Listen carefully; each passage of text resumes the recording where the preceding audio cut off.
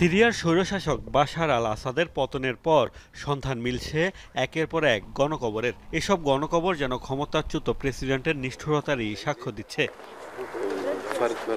গদি টিকিয়ে রাখতে লাখ লাখ সিরীয় নাগরিককে হত্যার অভিযোগ বাশার আল আসাদের বিরুদ্ধে। ভিন্নমত দমনে সিদনেয়া সহ কুখ্যাত সব কারাগারে মানুষকে নিয়ে করা হতো অমানসিক নির্যাতন। এই বর্বরতায় যাদের প্রাণ গেছে তাদের ঠাঁই হয়েছে গণকবরে।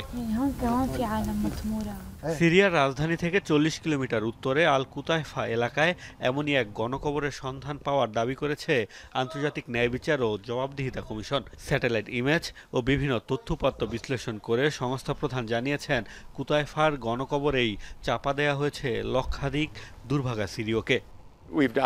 এখানে যে গণহত্যা হয়েছে আমাদের কাছে তার তথ্য প্রমাণ রয়েছে। স্যাটেলাইট ইমেজ বিশ্লেষণ ও বিভিন্ন প্রত্যক্ষদর্শীর সাক্ষ্য নিয়েছি। মৃতদেহগুলো এই বিশেষ কবরস্থানে সমাহিত করা হয়েছে। ২০১১ সালের বিদ্রোহের পর আসাদ সরকার কর্তৃক এসব অপরাধ সংগঠিত হয়েছে। অ্যাম্বুলেন্স, ফ্রিজার ট্রাক কার্গো করে আনা হতো মরদেহ, একসাথে চাপা দেওয়া হতো বহুজনকে। সামরিক বাহিনীর সদস্য, পুলিশ থেকে শুরু করে ট্রাক, বুলডোজার চালক। আসাদ সরকারের এই কিলিং মিশনের সহযোগী ছিল হাজার হাজার মানুষ। এখানে এসে কবর খনন করে ৫-৬ জনের মরদেহ ফেলত। এরপর সেই কবর আবার মাটি দিয়ে ঢেকে দিত। তারা ট্রাকে করে মরদেহগুলো এখানে নিয়ে আসত।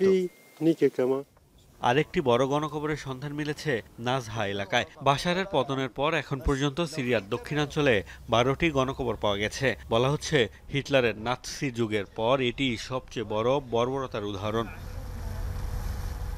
মোস্তফা মাহমুদ, যমুনা নিউজ।